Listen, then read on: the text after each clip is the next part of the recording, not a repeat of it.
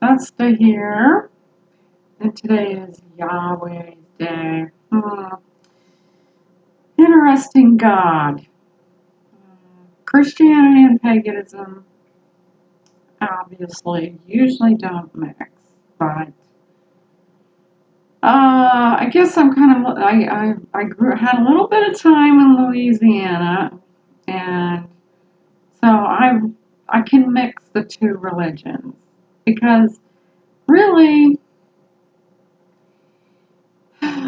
it's it's complicated, but it's not. That's how this always works. It's the yin and yang. It's all this and that.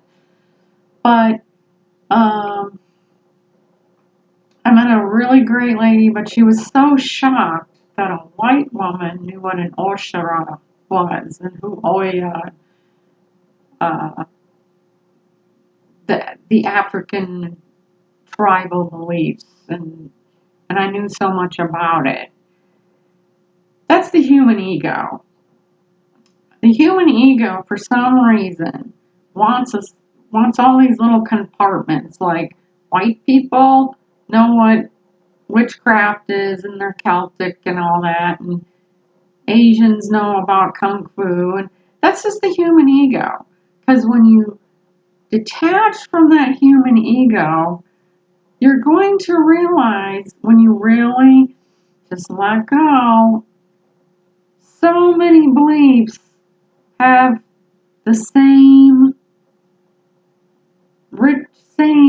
meanings, same spells, just different faces, different vibes to the same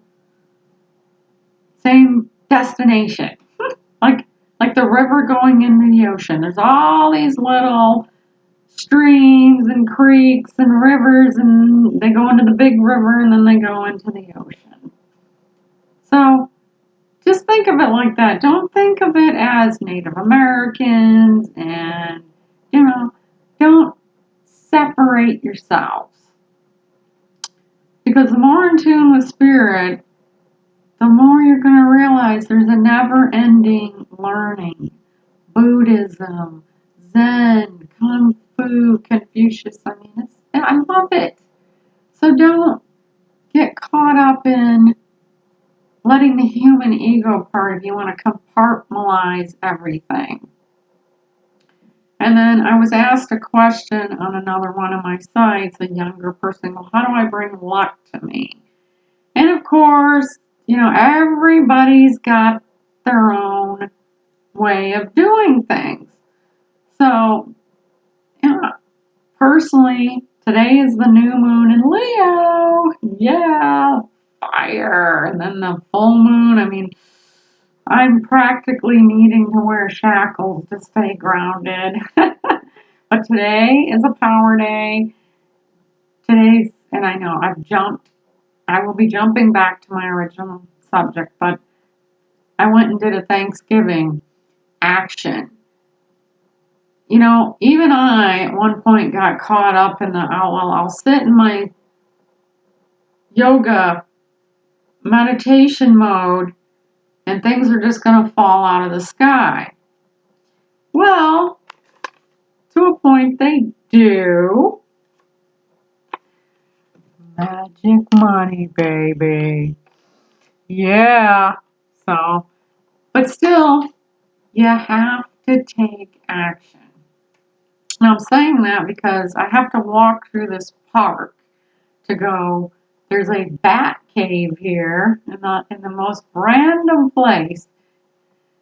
So I always go to this bat cave whenever I can, especially when the bats are there, because there's a river and there's the bats and there's earth and there's all the elements and I feel the power.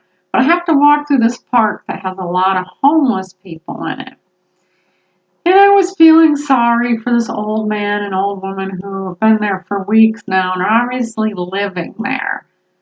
So I was feeling all bad for them. And all of a sudden, one of my spirit guides said, hey, you can't sit in the park and expect your life to change. It's like, oh yeah, you do. You have to take some kind of action.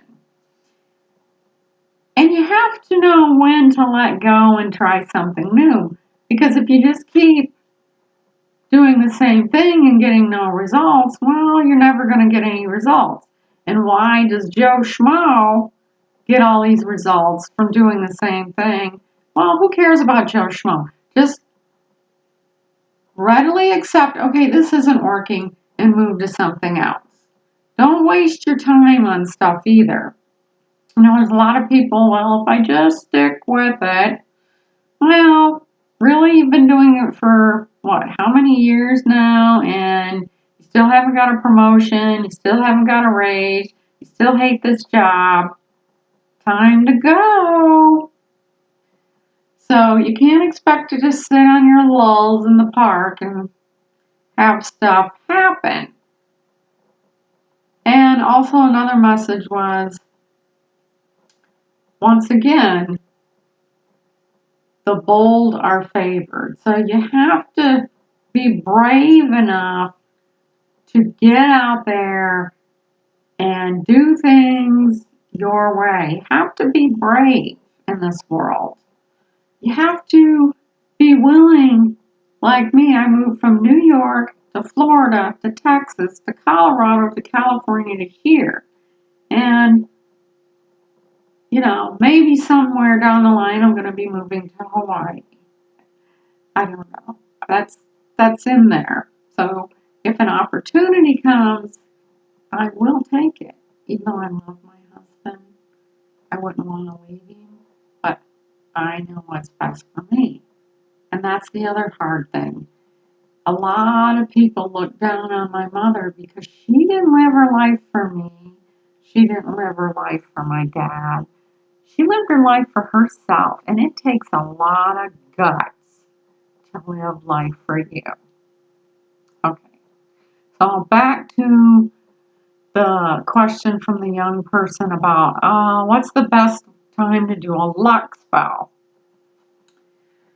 I personally, the new moon and the full moon. That to me is when you just you need some you need some energy, light a red candle and ask for energy. But it's really, it's best to have a specific visualization. Like, hey, magic money, baby, come to me. And my husband and my friends and my family and you, pay it forward. Let the blessings flow. Let whoever's watching this video have prosperity, prosperity, prosperity unto thee. I give and I receive.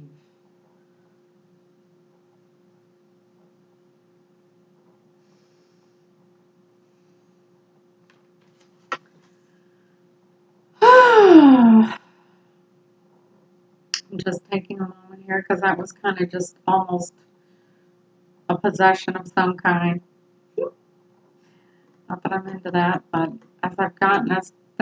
as I've become closer and closer to the spirit, the harder it has to keep that wall up. So, focus, trusting your gut, knowing when to take action and when not to take action. Okay, that'll be the last note for today. I did some work this last week for a lady. Love her, sweet lady, but I could just feel her anxiety. You know, I told her, like my grandma always said, the cake is never going to bake if you keep opening the oven. If you're biting your nails and your stomach's in knot, that's disrupting the flow of energy. So no matter how hard it is, if you're living in a hotel room, sleeping in your car, living in a homeless shelter,